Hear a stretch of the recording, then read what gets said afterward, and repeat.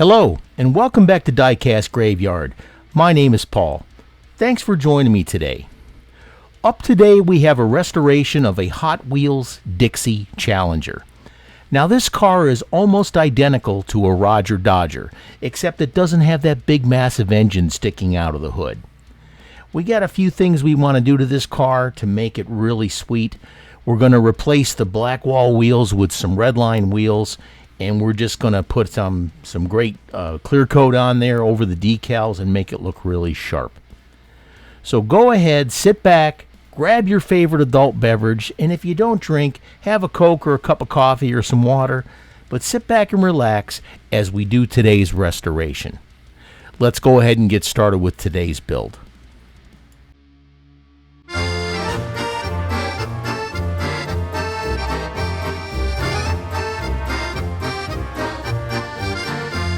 It's time to start the autopsy.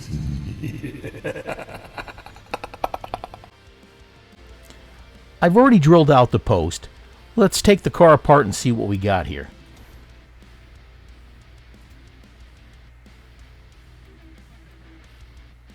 Here's the body. Now there's a lot of paint missing off this car and the decals are all scratched up, but we'll fix that up. Get the posts sanded down and filed down and get that ready. Here's the base. Now this is a plastic base. I'm going to switch this out with the base from a Roger Dodger, which is absolutely identical. Now I've got a whole bunch of these cars, and as you can see, the bodies are exactly the same, except as I said before, you got that big massive engine sticking out of it. So we're going to switch this out with the metal base of this Roger Dodger just to make this car a little bit extra special. Now also notice on the base, I'll zoom in here, you can see that there's no name on the bottom of the car. This was something that Hot Wheels deliberately did because they knew that they had other models that were going to be coming up using the exact same base. Like I said, I've got several of these Roger Dodgers, so we're going to take the metal base off this one and put it in the Dixie Challenger. This is going to be really cool. Here's the interior. That looks pretty good. And here's the windshield. We definitely need to sand this down and get it coated with some Gauzy or some Pledge Revive. But I'm pretty sure we'll be able to fix that with no issues. Let's continue. Meanwhile, back in the graveyard. Here we've got the body, and we're going to put it in the embalming fluid. Or, if you don't know what that is, some citrus strip. And you can pick that up at Walmart, fairly reasonable. Make sure you coat the entire body, especially if you're going to be doing a color change. Get rid of the excess. Set it on something so you can keep an eye on it, and you'll know when the paint is gone because it'll be all bubbled up and you'll be able to remove it with no issues. We'll let that set for a while, usually about 20 minutes. Let's move on. Here we've got the body. Now since we're going to be using an enamel paint, an opaque paint, we're not going to need to polish this up. So I'm going to spray it down after I cleaned it up with some Zep degreaser, and we're going to use this Tamiya surface primer. This primer is excellent, especially if you're going to be spraying a color over the top. Here's the body after I use the Tamiya surface primer. Given that plenty of time to dry, I let it sit for 3 or 4 hours at least. And here we're going to use a product from Spray Gunner called Chroma Air. Check out the paints from Spray Gunner, especially this Chroma Air. Now this Chroma Air is airbrush ready. It's an acrylic based paint, but it's water based also. But it works out excellent. It's got great coverage, and like I said, you can definitely spray it right out of the bottle. Now they do recommend that you use a 0.5 needle. So if you have a 0.3 needle, you'll have to thin this down some. Let's move on. All right, here's the Chroma Air paint. We shook it up really good. Put a little bit in a cup here. You're not going to need a lot. And then you can get this reducer from Chroma Air also. Put in just a little bit. You don't want to put too much because it'll make it too runny. Mix it up really good, and it's ready for your airbrush.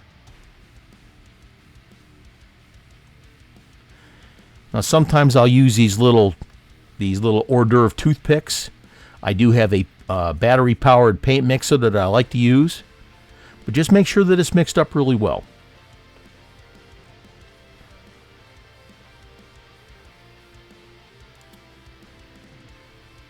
That should be plenty.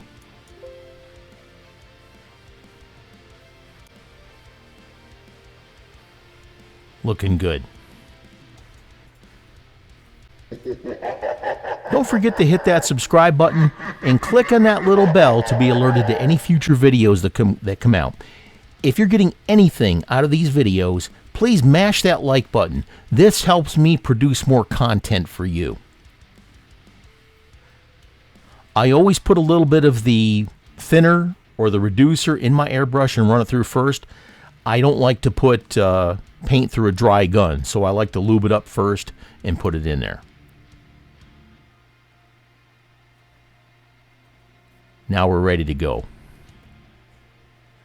When you put the paint on, put it on in a few mist coat layers. You want to get the underside of the car first, or all the hard to reach spots like up in the fender wells, etc. And then smooth it out and put your paint on the rest of your car. Make sure you go the entire length of the car when you're spraying. You don't want to just do little spots and like that, because sometimes if you do that, that paint will lay down thicker in some areas than others, and you will be able to see the results of that. And there's today's tip from your Uncle Paulie.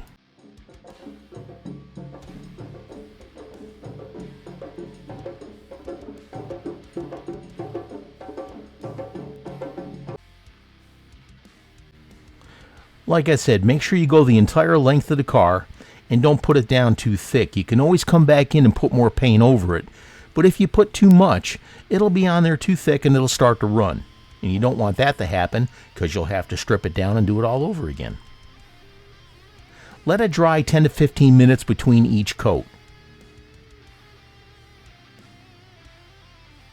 Here I'm using the air to help dry the paint.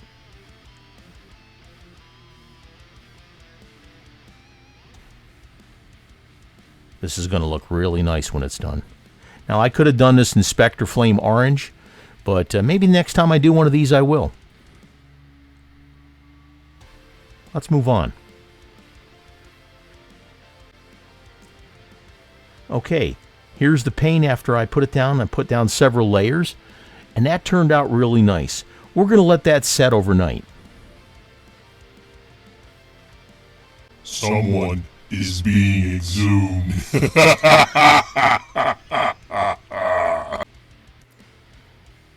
Now that it's dried overnight, we're going to put the decals on. Now, normally when you put these decals on, you need to have a layer of clear coat on there to help your decals adhere better. If you put these down, especially if you have decals that are very thin, very light, you're liable to get an effect on those decals called silvering. That's because the paint that you put down is not smooth. It actually, if you looked at it under a microscope, you would see ridges in the paint. The clear coat helps to fill in those ridges and lets that decal sit down a lot smoother, and it gives it a better finish. Go ahead and smooth out your decal using a Q-tip. It'll get the excess water out of there, and it will help it lay down better. Now, here's another tip for you. If you happen to be using some decals and you put those down and you have used an inkjet printer to print those, and you clear coat it with some type of lacquer or like that, you can't use the micro set on there either, because it won't penetrate the decal because you've sealed it up. The micro set goes into the decal to help smooth it out, and it makes it a little bit softer so it'll fill in the ridges. But if you've sprayed it with that lacquer, it's not going to allow that micro set to penetrate the decal to get it to soften up. Something to think about. Get your decal in the position you need it to. Move it around while you can. Now, if it feels like it's starting to stick in place and it's not moving, go ahead and get you a Q-tip and get some more water on there or some more microset and put it on there, and it'll help you float that decal so you can move it around a lot better. Now, one of these things that I'm notorious for is once I get the decal on there, I'm always trying to adjust it. Once you get it in the position you need, go ahead and smooth it out and leave it. If you keep messing with it, you're going to ruin your decal and you're going to say some curse words.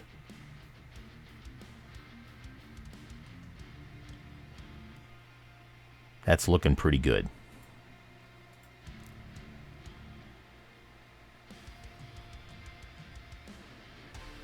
That's definitely going to be sweet when we get that clear coated for good. Let's move on.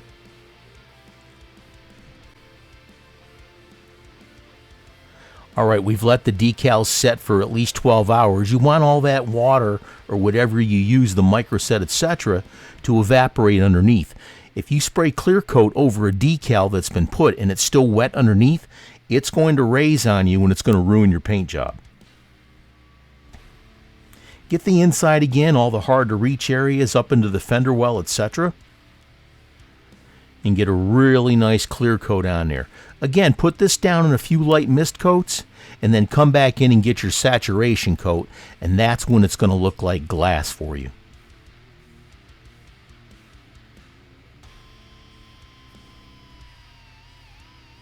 One thing I found out about these paint booths that you use, they tend to work a lot better if you turn them on. I found that out. Okay, here's the glass. I went and I sanded it up and got it all nice and smooth. Now we're going to dip it in the gauzy. Now this product is made to allow you to coat your windshields and your plastic, your glass, etc. Guys, I'm here to tell you, I love gauzy. It works great, but you get a better deal with Pledge Revive if you can find it. It's very hard to find, and I don't know why. But you get a lot more in the bottle, it's a lot cheaper, and it works exactly the same. Take your windshield, dip it in the gauzy or the Pledge Revive. Let it drip off as best you can. And when you're ready to put it in the container, take the corner of the plastic and put it on a paper towel and wick away that excess. You don't want that puddling up on your windshield. Also, make sure you don't grab it with your tweezers where you want the nice smooth finish to be. Like I did there.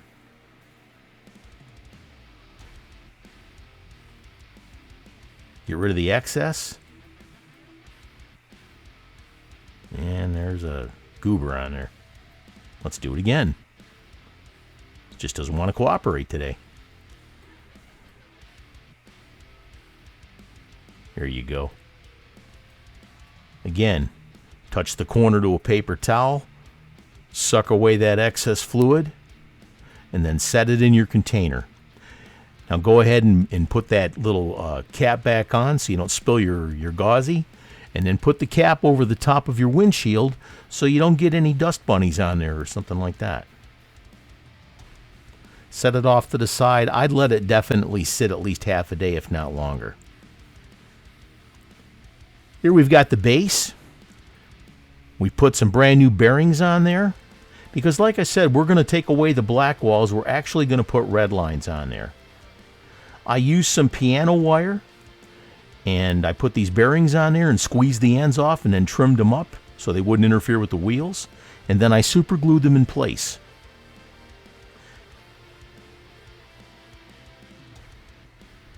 This is the wire that I used. Number 5499. This is 0.020 piano wire. Very, very thin, and it fits in those bearings perfectly. You can find this piano wire on my Amazon Marketplace page.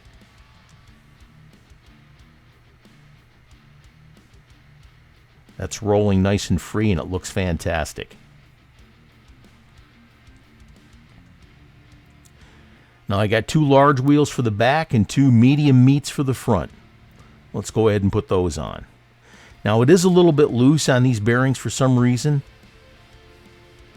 So I'm going to put a tiny little drop of Tester's model cement on there just to hold the wheels in place. These are aftermarket wheels also. So we're definitely going to have to put just a little touch of glue on there. Here's the body. That turned out excellent after that beautiful clear coat. Here's the base with the new wheels, and they're stuck on there nice, and they roll nice and free. Now I'll have to mess with that one a bit. We detailed the front end and the lights in the grill, and we detailed the lights in the back. Here's the interior, and here's the glass. That turned out excellent. Let's give my creation life. Lies! Lies! Do you hear me? Give my creation life!